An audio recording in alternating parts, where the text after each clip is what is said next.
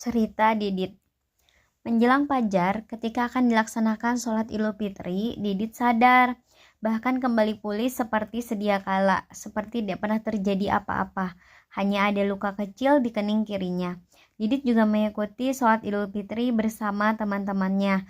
Sungguh maha besar Allah, tidak bisa diukur dengan daya pikir kita dan rumus logika manapun.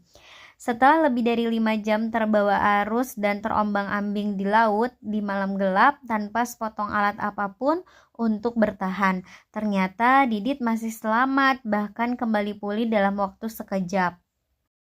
Tentu saja merupakan satu kisah yang sangat menarik, sulit dipercaya. Ketika telah pulih, Didit mengatakan bahwa dirinya tidak merasa kalau ia jatuh di laut.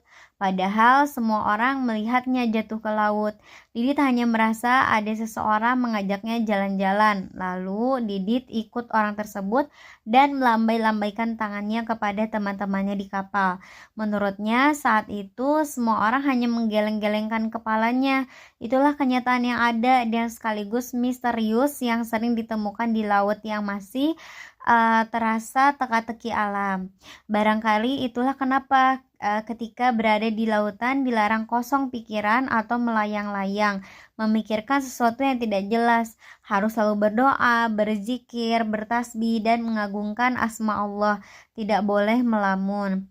Lautan hikmah. Setelah diuji dengan keadaan Didit yang jatuh dan sempat membuat semua orang begitu sedih, ternyata datang hikmah yang luar biasa.